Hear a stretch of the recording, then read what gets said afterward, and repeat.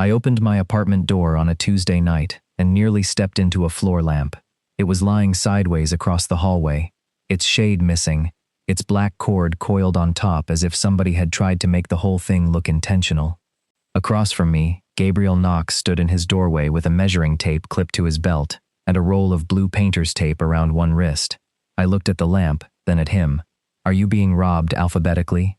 Gabriel glanced down. "If they're starting with L, they're doing a terrible job." Behind him, his apartment looked wrong. Not empty. Not yet. But disturbed in a way I had never seen it. The framed print that usually hung above his sofa was leaning against the wall. 2 dining chairs were stacked near the kitchen. Small blue labels ran along the baseboards, each marked in Gabriel's compact block handwriting. I pointed past him. "What happened?" "I'm moving." I waited for the rest of the sentence. It didn't come. "You mean furniture?" "No." "Your desk?" "No."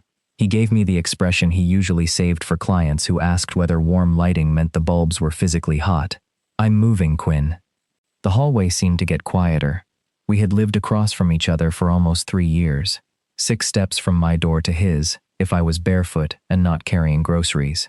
8, if I had shoes on and was pretending not to hurry, because he had texted that he made too much pasta. I leaned one shoulder against my doorframe. "Where?" "Graduate Hospital." "That's not across the hall." "No." "When?" "Next Thursday." I straightened. "Next Thursday? As in 9 days from now?" 11. Thank God. Completely different emotional experience. One corner of his mouth moved. That was the Gabriel version of a laugh when he was tired. I knew he had been looking at apartments in the vague way adults are always looking at apartments, jobs, flights, and better versions of their lives online. He had complained about our plumbing twice that winter. The upstairs neighbor had started practicing trumpet at 7 in the morning. The building had raised the rent again. Looking was one thing. Gabriel had apparently progressed all the way to blue labels without mentioning it. "You signed?" "Last week." "And you're telling me now?" "I'm telling you before the lamp is gone." I looked down at it. "That's your defense?" "No, that's my lamp." I should have been annoyed. Instead, I noticed the missing shade was sitting on his dining table beside a screwdriver, which meant he had taken it apart himself, rather than trusting movers with it. Gabriel did that kind of thing. He designed architectural lighting for restaurants, hotels, office buildings, and occasionally very expensive houses, where people apparently needed professional help deciding how brightly to illuminate a hallway. He also replaced his own switches, repaired cabinet hinges, and once spent 40 minutes fixing the dimmer in my living room, because I said I liked the room better when it looked less interrogational. I had never asked him to remember that. He did, anyway. "What's wrong with this place?" I asked. "Nothing. That's deeply unsatisfying. The new place has better light, a second bedroom I can use as an actual studio, and a landlord who apparently believes water pressure is a human right. Show off. And I want to move." There was no apology in the sentence. That should have helped. Instead, it landed in an uncomfortable part of me that had apparently been expecting him to say the building had forced his hand, that rent was impossible, that his lease had been terminated, that some practical adult circumstance had made leaving unavoidable. But Gabriel wanted to go. I stepped around the lamp and into his apartment. He moved aside, without asking why I was coming in. That was the kind of thing we did. I walked into his kitchen when I was holding mail for him. He walked into mine when I texted a photograph of something broken and wrote, "Is this supposed to make that noise?" We had eaten dinner at each other's tables often enough that neither of us bothered asking whether the other wanted water. None of it had ever required a conversation. That was probably why I liked it. Gabriel followed me toward the living room. "What's all the tape? Keep, sell, donate." Efficient. You say that like it's an accusation. I'm a copy editor. Efficiency is one of the few moral principles I have left. He pulled the measuring tape from his belt and extended it across the top of a narrow bookshelf. I watched him write down the width. "New place smaller?" "Different." Architectural lighting designer answer. "It has fewer useless walls." "I'm going to tell the walls you said that. You've always been too emotionally involved with rented property." I looked around again. His apartment had always felt finished without looking decorated. Gray sofa, warm wood, plants that were somehow alive despite Gabriel claiming not to like plants. Lamps everywhere, obviously, although none of them matched. A round dining table sat near the kitchen windows with 4 chairs around it. I knew which one Gabriel used when he ate alone. I also knew he almost never used that chair when I was there. "You're taking the table," I said. He stopped measuring. "I haven't decided." "You should." "Why?" "Because you use it." "So? That's usually what furniture is for." Gabriel folded the tape back into its case. "Help me decide."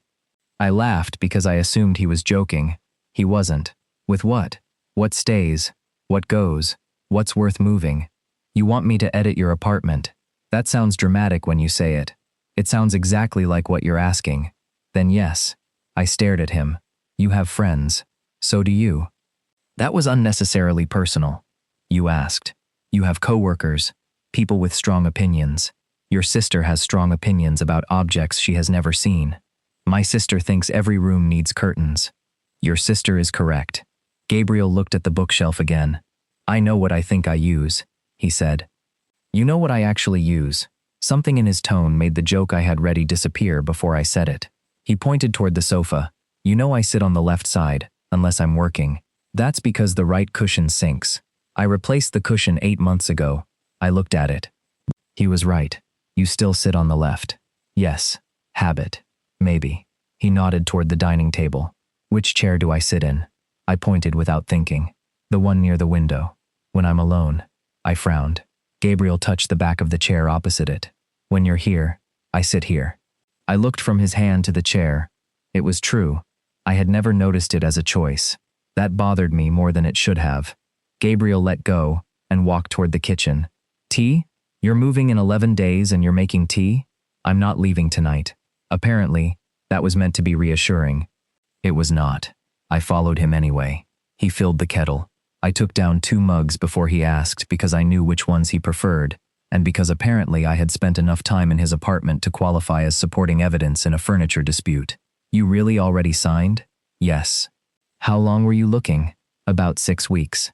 I turned toward him. 6 weeks? I wasn't hiding it. "You somehow achieved not telling me about it." "That's not the same thing. It's adjacent." His eyes rested on me for a moment. "Would you have wanted a vote?" "No." The answer came too fast. Gabriel noticed. Of course he did. He turned back to the kettle. "Then why are you offended?" "I'm not offended. Quinn. I'm adjusting." "To geography?" "To change." That sounded suspiciously honest. "Don't get used to it." The kettle clicked off. Gabriel poured the water and slid 1 mug toward me. For a while, neither of us said anything. From his kitchen, I could see straight through his open apartment door to mine, across the hall.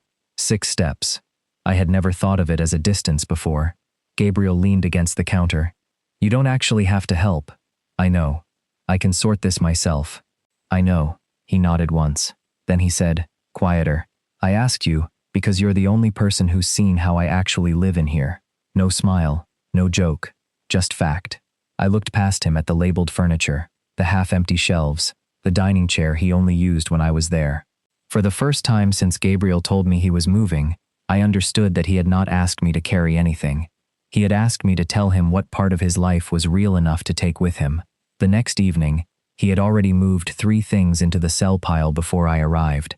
I knew because he had put blue tape across the arm of the gray chair, the narrow console by the door, and a floor lamp I had once called aggressively Scandinavian. He had also made a spreadsheet. I stood in his kitchen with my coat still on, staring at his laptop. "You made columns." "Obviously."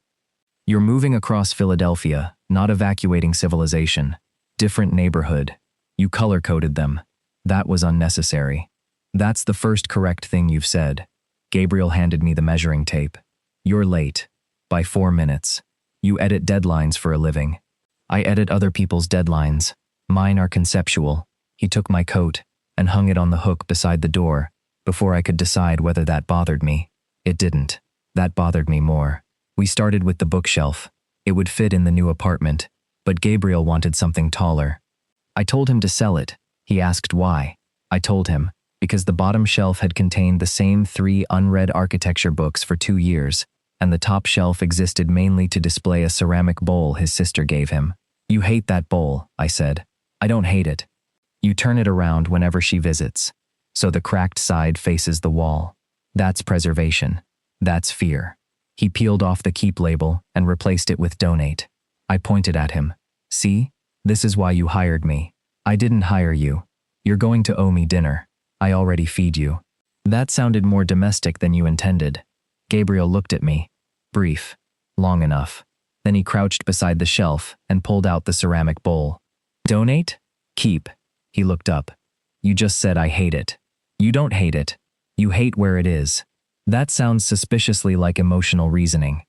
I contain multitudes. He smiled properly this time. I liked his real smile more than I had any right to. That became the rhythm of the week. Gabriel held up an object. I told him whether it belonged in his life. He asked questions that made me wish we were still talking about furniture. On Thursday, it was a walnut side table he had bought at a flea market. You use it, I said. For what? Mail. Keys. That stack of magazines you insist you're going to read. Do I like it? I looked at him. That wasn't the assignment. It is now. You're changing scope without compensation. Do I like it? I looked at the table again. Honestly, I had no idea. Gabriel did that sometimes. He asked questions that sounded simple, until I realized I had been answering a different question for years. You kept it, I said. That isn't an answer. You keep a lot of things. Do you? I turned toward him. What does that mean? He extended the measuring tape across the table, checked the width, then let it snap back. It means you're very good at telling me what I use. You're less interested in whether I want any of it. That seems like a distinction without much practical value. Gabriel tapped the table with one finger. It fits in the new place. Great. Keep it. I don't think I want it. I frowned. Then why measure it? To know whether space was actually the reason. The answer stayed with me longer than it deserved to. Gabriel put the table in the sell pile. That evening, I went back to my apartment and noticed things. A lamp I had never liked but never replaced. A framed print I had bought because the wall looked empty. A chair in the corner where nobody ever sat. Gabriel had somehow infected me with awareness. I texted him a photograph of the chair. Does this look like a chair owned by a person who gave up? His reply came 30 seconds later. It looks like a chair you've moved 3 times. I stared at the screen. That was true. I had bought it when I was 29, moved it into the apartment I shared with Daniel, moved it out after we ended, then moved it here. I typed, "You're ruining furniture for me." Gabriel replied, "You started this." I didn't tell him I had started thinking about Daniel. That relationship had lasted 6 years, which sounded impressive whenever I said it quickly. 6 years.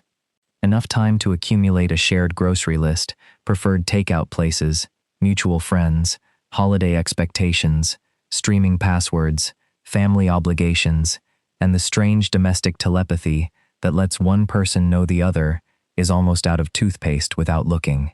The problem was that somewhere near year 5, Daniel and I stopped asking whether any of it still made us happy. We remained extremely good at being together. That was not the same thing. When it ended, neither of us could identify one catastrophic moment. Nothing exploded. Nobody cheated.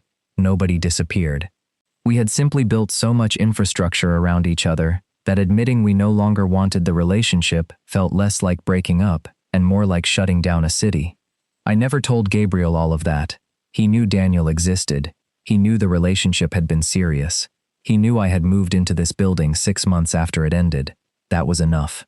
Or I had decided it was enough. On Friday night, Gabriel ordered Thai food because we had spent 2 hours arguing about whether he owned too many lamps. He did. He disagreed. We sat on the floor because the coffee table was already gone and half the chairs had blue labels. Gabriel opened a container of noodles. "You're keeping the round table," I said. "I thought we finished furniture for tonight." "We did. I'm circling back." "Occupational hazard?" "Obsession." He handed me a fork. "The new place has a dining area." So the table fits." "That's not what you said yesterday." Gabriel looked at me over the container. What did I say? Fitting isn't the same as wanting it. He was quiet for a second. Good memory. I'm paid to retain useless sentences. That one wasn't useless. There was a pressure in the room I had started noticing more often. Not sexual exactly, or not only that. It was the sensation of standing near a sentence neither of us had finished. I looked toward the table. "Do you want it?" "Yes." "Then keep it." "I am." "Excellent." Crisis resolved. Gabriel didn't look away. I want the table because I use it. That sounds healthy. And because you sit there. I stopped eating. He nodded toward the chair opposite where he usually sat. My chair. Not technically, but apparently enough that the phrase arrived automatically. I put my fork down. Gabriel, I'm not asking you anything. That feels suspicious. I'm telling you why I'm keeping the table. I tried to find a joke. Nothing arrived. Gabriel glanced at his food. Then, very calmly, he said, I'm excited about the new apartment. The change in subject caught me off guard. I know. I don't think you do. I leaned back against the sofa. Explain. I like this building. I like the neighborhood. I like having you across the hall. My stomach did something annoyingly noticeable. But I want the studio. I want more light. I want a bedroom that doesn't also contain drafting equipment. I want somewhere that feels like I chose it instead of somewhere I stayed, because moving was inconvenient. I looked down at my hands. You think I'm taking it personally. I think part of you is. That seems presumptuous. Is it wrong?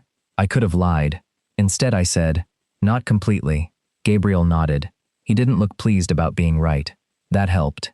What exactly am I supposed to do with that? Nothing. You're very committed to emotionally inconvenient statements tonight. I'm moving. I don't want to pretend I'm not happy about it just to make leaving easier. The word leaving landed badly, he noticed. I'm not leaving you. I gave him a look. That would be a strange sentence if I weren't making this weird. You're not making it weird. We're sitting on your floor discussing whether your dining table has feelings. You gave the table feelings. I give everything feelings. It's why I'm exhausted. Gabriel laughed quietly. Then his expression changed. Not dramatically. He just stopped protecting the conversation with humor. I'm not worried that we'll never speak again, he said. I waited. We'll text. We'll probably get dinner. You'll send me photographs of badly punctuated restaurant signs and act like that qualifies as friendship maintenance. It does. I know. Then what are you worried about? Gabriel looked toward the open front door. From where we sat, my apartment was visible across the hallway. Lights on, door closed. Exactly where it had been every evening for 3 years, he said. That this becomes the whole story. What does? That I used to live across from you. The room went very still. I tried to answer lightly. That's melodramatic for a subway ride. Gabriel looked back at me. I don't mean distance. I knew that, which was probably why I kept pretending I didn't. He stood, gathered the empty containers, and carried them toward the kitchen. I followed him. What do you want it to become? Gabriel stopped at the sink. For a second, I thought he might answer directly. Instead, he turned. I was hoping you'd eventually ask yourself that. I opened my mouth. Nothing useful came out.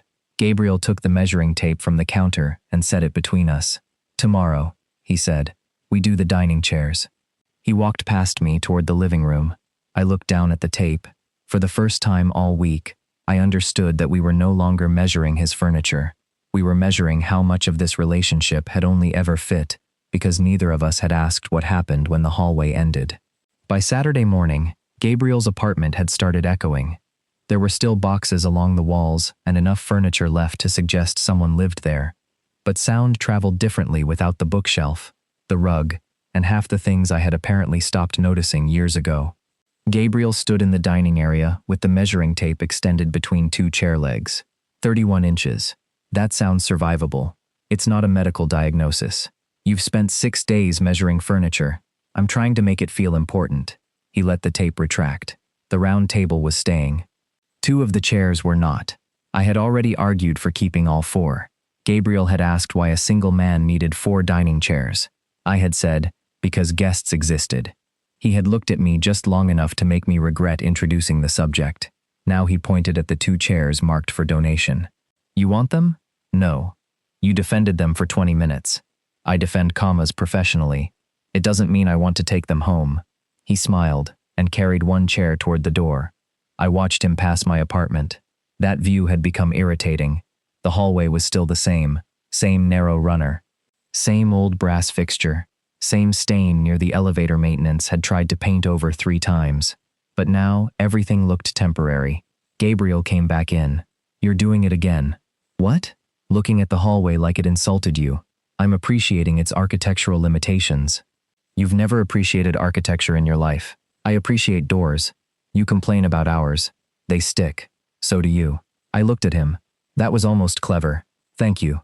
We moved to the bedroom. I had been in there before, technically. Once when Gabriel needed help rotating a mattress. Once when the radiator leaked and he asked me to hold a flashlight. There was nothing especially intimate about standing in someone's bedroom while both of you were arguing with a wrench. This felt different. Maybe because the room was half dismantled. Maybe because his shirts were packed. Maybe because Gabriel had asked me what I wanted our relationship to become, and I had still not found an answer that did not sound like either cowardice or a proposal. He opened the closet. Suitcases? Keep them. You didn't even look. You travel. One has a broken wheel. Then throw away the broken one. That was ruthless. I contain multitudes. Gabriel pulled the damaged suitcase out and set it beside the door. I sat on the edge of the bed. Daniel hated moving. Gabriel paused. I had not meant to say the name. He knew enough not to react too quickly. Your ex? Former co-owner of several regrettable pieces of furniture. He leaned against the closet frame. You don't talk about him much. I talk about him exactly the correct amount. That sounds like something you decided. It usually is. He waited. That was one of the things Gabriel did well. He did not rush to fill silence simply because it existed. I looked at the bare patch where his dresser had been. When Daniel and I broke up, there wasn't a dramatic reason. Gabriel said nothing. We were together 6 years. We had a whole system. Groceries. Birthdays. Whose family got Thanksgiving. Which takeout place wouldn't put cilantro in anything if I ordered under his name instead of mine. That specific? They respected Daniel more. Understandable. I almost smiled. The strange part was that by the end, the system worked better than the relationship. Gabriel's expression softened. We knew how to be together. We just stopped asking whether we wanted to. The room was quiet enough that I could hear someone running water 2 apartments down. When we ended it, there wasn't one thing to lose. There were 1,000 little things to undo. I think that was worse. Gabriel sat beside me, leaving space between us. You think choosing something makes you responsible for keeping it. I looked at him. I think you've been waiting all week to say that. I haven't. Liar. I thought it on Wednesday. That's much better. Gabriel looked down at his hands. My parents stayed married 38 years. Congratulations to them. They disliked each other for at least 12. I turned toward him. He gave a small shrug. They weren't cruel. That would almost have been easier. They just got very good at postponing decisions. They'd complain separately, threaten changes, talk about what they might do after my sister graduated, after I graduated, after retirement, after my grandmother died. And my mother finally left at 63. Was she happier? Yes. That sounded immediate. It was. Gabriel rubbed his thumb along the edge of the measuring tape. I spent a lot of years watching people act like not deciding was the neutral option. I understood him a little too suddenly. You hate waiting. I hate pretending waiting isn't also a choice. And you think I do that. He looked at me. I think you're very good at living inside things you haven't named. I stood. The conversation had become too accurate. Suitcases, I said. Gabriel did not stop me. That mattered. We finished the bedroom without returning to Daniel or his parents. Later, standing near the dining table, Gabriel unfolded a floor plan of the new apartment. I leaned over his shoulder. You have an actual printed floor plan. I work with buildings. You're moving into one, not designing it. I like knowing what I'm doing. There's a surprise. He pointed to the second bedroom. Studio, then the main living area. Desk here, sofa here. And the table? He tapped a rectangle near the windows. Here. I studied the drawing. So you'll finally have enough room to invite people over properly. The sentence came out before I thought about it. Gabriel's finger stopped on the page. I already invite the person I want over. I went still. He did not look at me. That made it worse. I could have asked the obvious question. Instead, I picked up the measuring tape. How wide is the sideboard? Gabriel finally turned. Quinn. What? You know what? I know this sideboard looks too wide. For a few seconds, neither of us moved. Then Gabriel took the tape from my hand. You keep measuring things that aren't the problem. There was no irritation in his voice, just tired recognition. I looked away. I'm trying. I know. That should have made me defensive. Instead, it made me feel seen, in a way I was not sure I deserved. Sunday evening, we finished most of the kitchen. Monday, Gabriel sold the sofa. Tuesday, I came home and found his front door open, the apartment nearly bare. Only the dining table, 2 chairs, several lamps, and labeled boxes remained. Gabriel was sitting on the floor against the wall. I joined him without asking. For a while we watched people move through the hallway. A woman from the 3rd floor carried groceries past us. Someone's dog barked near the elevator. Ordinary building noises. Gabriel said, "What happens to us after I move?" I leaned my head back against the wall. "You make it sound like you're emigrating. Quinn, 25 minutes on the subway." That's not an answer. I know. He turned toward me. I expected him to push. A week earlier he would have. Instead he nodded once. Okay. That was all. No deadline. No demand. No careful speech about clarity. He let me not know, and somehow that made the uncertainty harder to hide inside. I looked at him. Really looked. Gabriel was tired. There was dust on the knee of his jeans, and a small cut near one knuckle from dismantling the shelving unit. His hair had fallen forward slightly. He was watching the hallway instead of me, because he had decided, for once, not to make me produce an answer. I realized then that attraction had stopped being the complicated part. I knew I wanted him. I had probably known for longer than I was willing to audit. The complicated part was what I believed wanting someone required afterward. Gabriel glanced over. What? I moved before I could edit myself. I leaned across the space between us and kissed him. There was nothing accidental about it. No missed step. No alcohol. No joke that went too far. My hand touched the side of his face, and Gabriel went very still for half a second before kissing me back. He did not grab me or turn the moment into something bigger than I had offered. He simply met me there, warm, certain, real. When we separated, I stayed close enough to feel his breath against my cheek. Neither of us spoke immediately. Then Gabriel said, very calmly, "Still moving Thursday." I laughed. I could not help it. "I know," he smiled. And this time, when I said I knew, I wasn't asking him to stay. I was admitting that I wanted him, even if he didn't. Gabriel moved out on Thursday morning. There was no dramatic last box, no sudden rain, no moment where the movers carried something sentimental past me, and I realized I had made a terrible mistake. There were simply 2 men in navy shirts, a truck double parked outside, and Gabriel, standing in the hallway checking items off a list, while I tried not to behave like someone attending the funeral of an apartment. I had taken the morning off work. Gabriel had not asked me to. That felt important, so naturally I refused to examine it. By 10, the dining table was gone. By 11, the lamps were gone.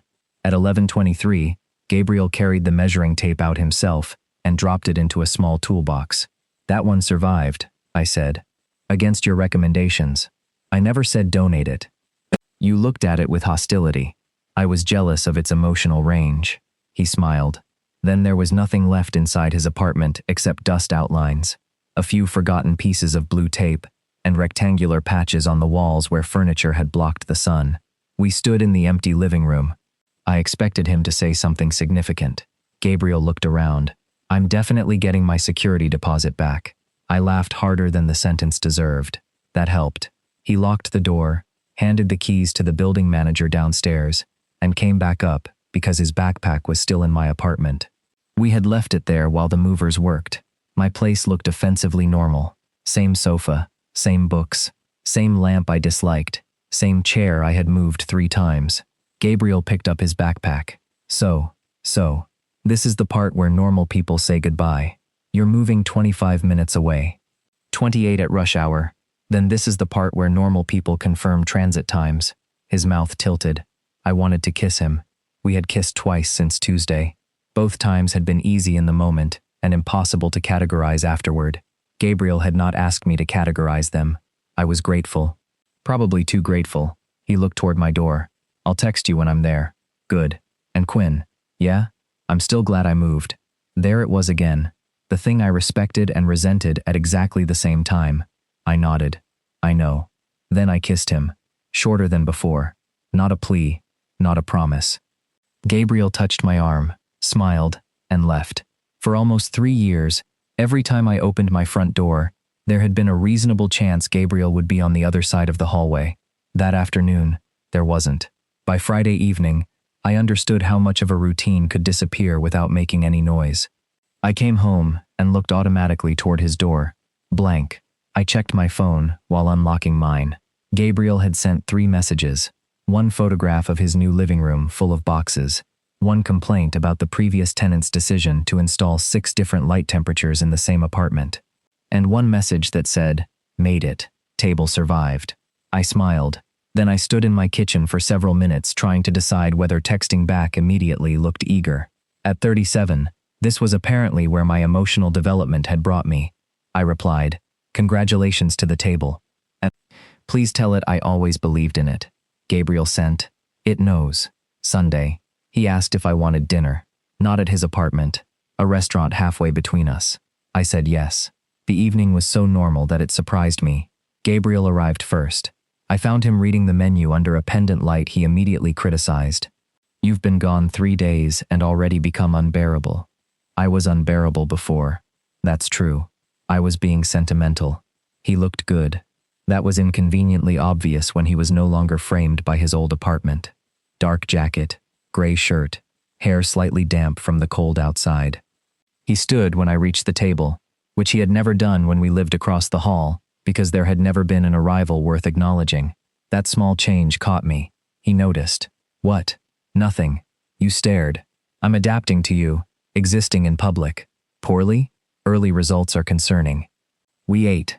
We talked about work. We argued about whether the restaurant needed brighter lighting. At the end, Gabriel walked me to the subway entrance. There was a pause. Not awkward, just new. Before, one of us would have opened a door across the hallway, and the evening would have continued, or ended by accident. Now someone had to decide. Gabriel did. He kissed me lightly beside the station stairs. "Good night, Quinn." "Good night." He went east. I went west. And for the first time, separation felt less like losing something than deliberately ending one evening with the possibility of another. The following Wednesday, Gabriel invited me to the new apartment. I expected chaos. Instead, most of the boxes were gone. Of course they were. "You've lived here 6 days," I said. "I dislike cardboard. You should have told me before I invested in your personality." The dining table stood near the windows exactly where it had appeared on the floor plan. 2 chairs, his chair and mine. Again, not technically, except I knew immediately which one I would sit in. Gabriel saw me notice. Neither of us commented.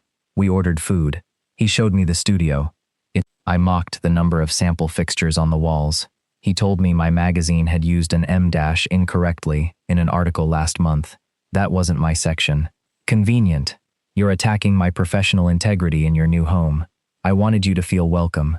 Later, I kissed him beside the kitchen counter. This time, there was no empty apartment around us. No moving deadline. Nothing temporarily heightened by leaving. Just Gabriel. He kissed me back and rested one hand at my waist. It felt good. Simple. That should have frightened me more than it did. For the next 2 weeks, we continued like that. Gabriel suggested dinner on Tuesday. Gabriel found an exhibit he thought I would like Saturday. Gabriel came back to my neighborhood after work and met me at the bar around the corner. Gabriel sent, "Free Thursday?" Gabriel asked, "Want to come over Sunday?"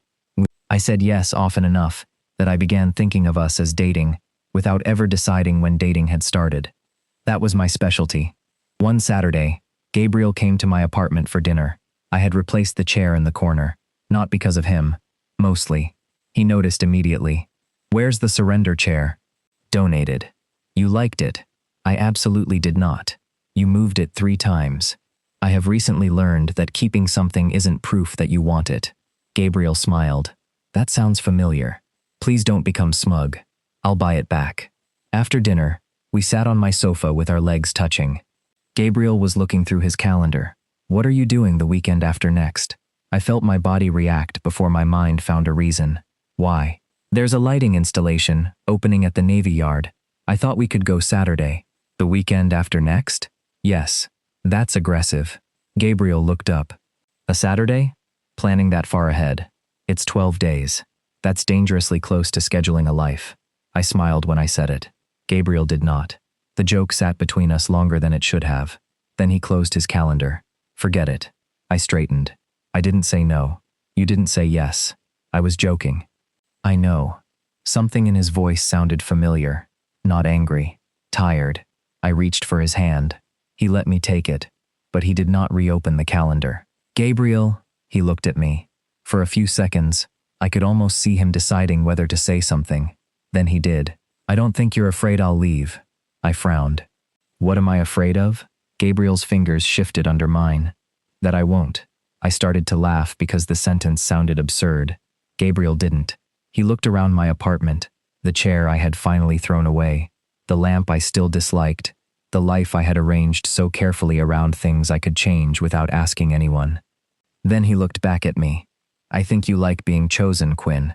The words landed harder than they had any right to, but I'm starting to wonder whether you ever plan to do any of the choosing. I wanted to argue with him, not because Gabriel was completely wrong. That would have been easier. I wanted to argue because he had taken something I considered a personality trait and described it like a pattern. I choose things, I said. Gabriel nodded toward the kitchen. You chose dinner. I cooked dinner. You chose to cook, because I asked if you wanted me to come over. That is still a choice. It is. His voice stayed calm, which made mine want to become less calm on principle. You asked me to dinner last week. I came. Yes. You invited me here. I said yes. Yes. I crossed the city to see you. After I invited you, I pulled my hand away. That feels like accounting. It feels like I'm trying to understand what we're doing. There it is. What? You always need to understand what something is. Gabriel leaned back. And you always need it not to be anything. That's not fair. Probably not completely. Good. But tell me I'm wrong. I looked away. Outside my windows, a bus hissed to a stop. Someone shouted across the street. The refrigerator clicked on behind us. Normal sounds. I concentrated on them because they did not require an answer. Gabriel waited. Eventually I said, You moved 3 weeks ago. I know. We're seeing each other. I know. We kiss. I'm aware. We're not confused about whether we like each other. No. Then why does Saturday 12 days from now suddenly need to prove something? It doesn't. It sounded like it did. Gabriel exhaled slowly. The Navy Yard isn't the problem. Good, because I was prepared to blame municipal lighting. He almost smiled. The problem is that I'm beginning to notice I'm making every next thing happen. I opened my mouth. He raised one hand. Not because you're rejecting me. You're not. You're warm when I'm there. You answer texts. You show up. You kiss me like you mean it. I do mean it. I know. That landed differently. He believed me. That made what came next worse. But if I stopped asking, I don't know what would happen. I stared at him. You think I wouldn't contact you? I don't know. That's insulting. It isn't meant to be. It still is. Gabriel looked down. I don't want to become angry about something you never agreed to do. That quieted me. I could keep planning everything. I'm good at it. I like planning. And 6 months from now I could resent you for letting me do it, while you honestly thought everything was fine. My throat tightened. Because that sounded unpleasantly familiar. Not Gabriel. Daniel. A relationship functioning beautifully until somebody finally admitted the function itself had become the problem. I stood and carried 2 empty glasses to the kitchen, even though neither needed moving. Gabriel remained on the sofa. You know what this feels like from my side? I asked. Tell me. It feels like we barely started this, and you're already evaluating whether I'm performing it correctly. I'm not evaluating you. You literally just listed my participation rates. That isn't what I meant. Then what did you mean? Gabriel stood. I mean, I want to know whether you want to build something with me, or whether you only want to enjoy whatever I build around you. The word build hit exactly where he intended. I hated that. You don't get to turn everything into architecture. You turn everything into editing. Editing improves things. So does architecture. That is extremely debatable. He looked tired now, not angry. That was somehow harder to defend against. I folded my arms. You want certainty. I want reciprocity. You want me to decide what this is. No, I want you to participate in deciding. That sounds like the same thing with better branding. Gabriel shook his head. It isn't. From where I'm standing, you want me to know what this is before I've had time to live in it. And from where I'm standing, you want to live in it without ever admitting you're helping build it. Silence. There it was. The sentence neither of us could joke our way around. I looked at him. That's not what I'm doing. I think it is. You think because I don't plan 12 days ahead, I'm emotionally unavailable? No. Because I don't send enough invitations? No. Then stop making me defend myself against a charge you won't name. Gabriel's jaw tightened. For the first time, irritation entered his voice. Fine. I'm scared that if I stop making this easy, you'll let it disappear. The honesty stopped me. He looked away. I know that's partly mine. I know I have a bad habit of wanting answers, because unanswered things feel like they're already failing. I know 3 weeks is not enough time to demand a 5-year plan. I never said you were demanding 5 years. I'm telling you what I know about myself. That took some of the fight out of me. Gabriel rubbed a hand over the back of his neck. My parents spent years pretending not choosing was kinder than choosing badly. I promised myself I wouldn't do that. Sometimes I overcorrect. I sat on the arm of the new chair, the chair I had chosen, or at least the chair I had finally stopped refusing to choose. Gabriel looked at me. But Quinn, your version scares me too. What version? The one where nothing becomes real enough to disappoint you. I felt heat rise in my face. That's cheap. I know. No, you don't get to use Daniel to explain me. I'm not. You know one story about that relationship. I'm talking about us. There is no us if every good night turns into a performance review. Gabriel went still. I heard the sentence after I said it. Too late. He nodded once. Okay. I hated the word immediately. Don't do that. Do what? Go calm. I am calm. No. You're leaving the conversation. Gabriel looked at me for a long moment. Then he said, I think we should stop for tonight. Because I said something you didn't like? Because, if we keep going, I'm going to start arguing for a relationship I don't want to have to sell you. That hurt. I looked down. Gabriel picked up his jacket. At the door, he stopped. I'm not asking you for a label. I said nothing. I'm not asking you to promise anything. Still nothing. I'm asking you to notice whether you ever reach for me when I'm not already reaching first. He opened the door. Gabriel. He turned. What happens now? His expression softened, but he did not rescue me from the question. I'm going to stop being the only one who decides that. Then he left. The next morning, there was no message. By lunch, still nothing. At 4, I opened our text thread twice and closed it twice. I told myself Gabriel had created the silence, therefore Gabriel was responsible for ending it. That argument lasted until Thursday, then Friday. By Saturday, I was angry. Not at him, at the absence. For 3 years, Gabriel had occupied some part of almost every week without either of us scheduling it. A door opened. Someone knocked. A text arrived because dinner existed, or a package had been delivered wrong, or a lamp made a noise. Then he moved, and after he moved, Gabriel had rebuilt that contact deliberately. I had mistaken his effort for evidence that the relationship was simply continuing on its own. Now nothing was continuing, because Gabriel had stopped carrying it. That realization was not romantic. It was embarrassing. On Sunday morning, I stood in my living room holding coffee and looked around. The lamp I disliked. The books I had been meaning to reorganize. The new chair. Everything was chosen enough to remain, and temporary enough to leave. I thought about the apartments I had lived in since Daniel. 3 leases. Almost nothing bought specifically for any of them. Furniture that fit through narrow doors. Plans that could be canceled. Work I liked partly because I could do it from almost anywhere. I had spent years congratulating myself for being independent. Maybe I was. But another possibility had become difficult to ignore. I had made sure nothing could trap me, by making sure almost nothing could depend on me staying. The thought was ugly enough that I immediately wanted to revise it, so I didn't. I let it remain badly phrased and true, and I finally admitted something else. Gabriel's flaw had made mine easier to hide. He liked deciding. I liked responding. He planned. I arrived. He asked. I said yes. We could have continued like that for months, and both told ourselves the relationship was mutual, because neither of us was unhappy enough to force a change. That was exactly how people ended up inside functioning things they had stopped examining. Daniel and I had taught me the wrong lesson. I thought the danger was structure. It wasn't. The danger was letting structure replace choice. Those were not the same thing. Across the city, Gabriel was not punishing me. He was not waiting for me to fail a test. He had done exactly what he said. He had stopped deciding for both of us, which meant the next choice was mine. I opened our messages. My thumb hovered over the screen. I could have written, "Can we talk?" I deleted it. I could have written, "Are you free?" Deleted that too.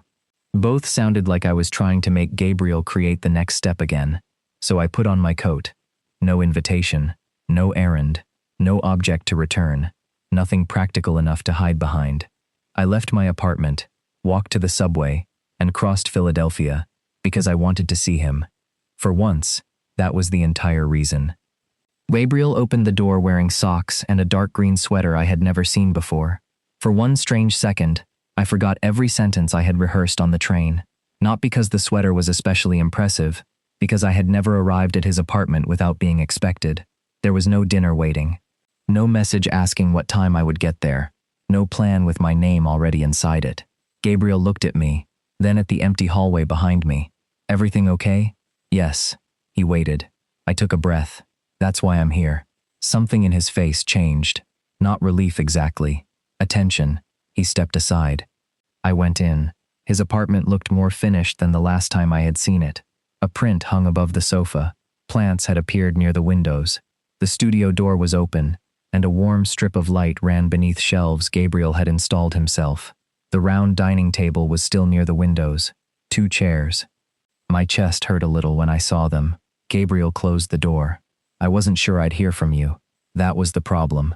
He leaned against the wall. "I didn't mean you weren't allowed to call." "I know. I wasn't testing you. I know that too." His eyebrows lifted slightly. "Productive week?" Humiliatingly. That almost got a smile. I shoved my hands into my coat pockets because otherwise I was going to start gesturing like a man arguing with an invisible jury. "I kept waiting for you to text." Gabriel said nothing. "And every day you didn't, I got more annoyed. Also productive. Please don't enjoy this." "I'm trying very hard." I looked at the floor. The worst part was realizing I was annoyed because you had stopped doing exactly what you said you were going to stop doing. Gabriel's expression softened. "You were right about something. That sentence should probably be recorded. Don't ruin it. Sorry." I looked at him. "I like being chosen." He did not move. "I like when you ask me to dinner. I like when you send me something because you thought of me. I like knowing you want me somewhere. That isn't a bad thing." I know. That was the part I had finally understood. The problem was not that I wanted to be wanted. The problem was that I had been using Gabriel's initiative as a substitute for my own. I kept thinking if I said yes enough times, that counted as building something. Gabriel looked down briefly. "It counts for something. Not enough." "No." I appreciated that he did not lie. I pulled my hands from my pockets. After Daniel, I got very good at making sure nothing became difficult to leave. Gabriel stayed quiet. I told myself that meant I was independent, and maybe some of it did, but I think I also liked relationships better when I could pretend they were happening around me instead of because of me. He met my eyes. That way, if something went wrong, I could say I never really built it. "Quinn, I'm not finished." His mouth closed. I practiced this badly on purpose. That made him laugh once. "Good, I needed that." "I don't know what this looks like next year." Gabriel nodded. "I don't know whether I'll ever want to live with somebody again." Another nod. "I don't know if I'll get weird every time you ask about something more than 10 days away." "That seems likely." "Thank you for the confidence. I'm trying to respect uncertainty." I smiled despite myself. Then I made myself continue. "But I know I want to date you." Gabriel went completely still, not frozen, just attentive in a way that made every word feel heavier. "I want to date you," I said again.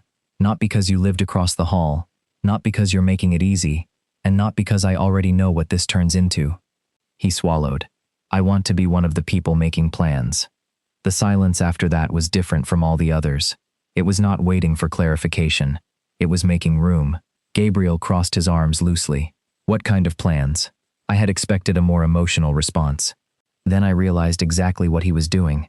He was asking for something smaller than certainty, something I could actually answer. "Dinner Friday." His eyes warmed. "Very ambitious. I'm terrified."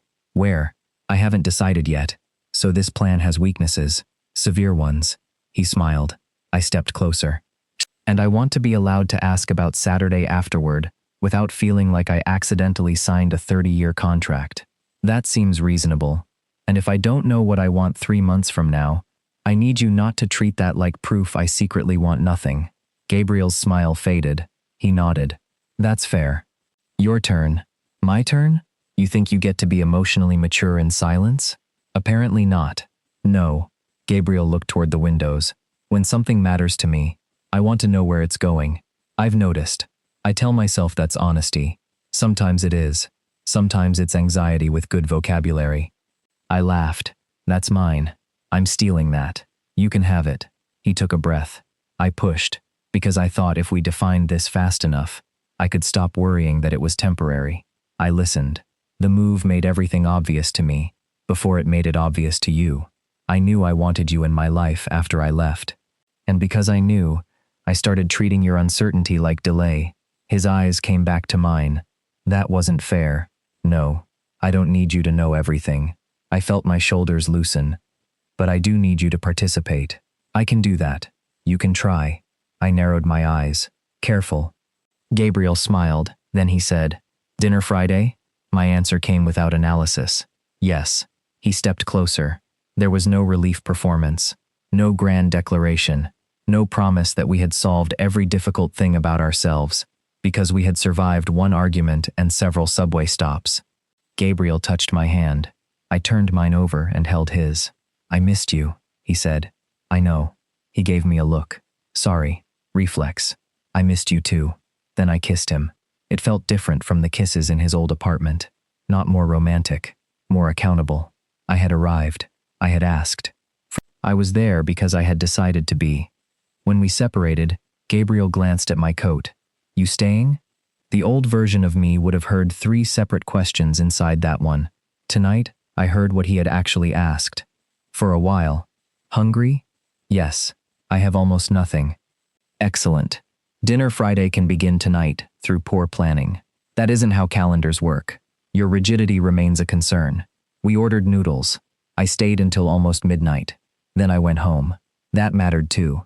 A week later, I made the plan before Gabriel could. I found a small restaurant in Queen Village, neither of us had tried, and sent him the reservation time, without first asking if the neighborhood was convenient. His reply came 2 minutes later. Look at you, I wrote back. Mockery will result in cancellation. He responded, I'm very proud of you. That was worse. I almost canceled on principle. Instead, I showed up early. Gabriel noticed. You're 7 minutes early. I'm experimenting with emotional leadership. How does it feel? Expensive. They made me put down a card. He laughed and sat across from me. There were no established chairs, no old routine, no history attached to the table. I liked that. We learned slowly how to be different men inside a different kind of relationship. Gabriel learned that asking me what I wanted did not require demanding the answer immediately. Sometimes I genuinely did not know. The first few times I said that, I could see him restrain the instinct to solve it. Once, while we were deciding whether to spend a long weekend together, he asked what sounded good. I don't know yet, I said. He inhaled. I pointed at him. You're doing something. I am doing absolutely nothing. Your face is making a project schedule. My face has no software. Give me until tomorrow. He did. The next day, I called him. Not texted. Called. I want to go, I said. Okay. That's it? You wanted time. You took time. You called. You sound suspiciously healthy. I'm exhausted. I learned things too. Gabriel could tell me he wanted something without taking my choice away. This sounds embarrassingly obvious when stated aloud. It was less obvious to the part of me that had spent years equating another person's expectations with the beginning of a cage. One evening he said, I want you here Saturday. My first instinct was to ask why. Instead, I asked what he had in mind. Nothing. That's ominous. I want a day with no plan. You? I contain multitudes. I laughed. Then I checked my own schedule and said yes, because I wanted to. On Saturday, we did almost nothing. We made breakfast too late to call it breakfast. Gabriel worked for 40 minutes and complained when I edited the text on one of his client boards. I read on his sofa. We walked without choosing a destination. At 4, I decided I wanted to go home. For a moment, old fear appeared. Would leaving disappoint him? Would staying become easier than saying what I wanted? I told him. I'm going to head home. Gabriel looked up from his laptop. Okay, that was it. No wounded pause. No question about whether I was bored. No calculation of how many hours should constitute a successful Saturday. I kissed him and left. On the train, I realized something had happened that would have looked like nothing from outside. I had wanted to leave. I had said so. The relationship survived. That mattered more to me than any promise either of us could have made that afternoon. Gabriel still had his bad days. So did I. Once, after I canceled dinner because a magazine issue had collapsed at work, he said, "You've canceled twice this month." The sentence immediately made me defensive. Then he added, "I'm not saying you can't. I'm telling you I'm disappointed." I sat with that. He was allowed to be disappointed. That did not make disappointment a demand. "I know," I said. Then, before the old pattern could take over, I asked, "Sunday?" Gabriel was quiet for half a second. "Sunday works." Another time, he asked whether I wanted to meet his sister when she came to town. My first reaction was so obvious that he laughed. "It's lunch, Quinn. Family lunch. She knows you exist. That feels administratively advanced. You can say no." "I know."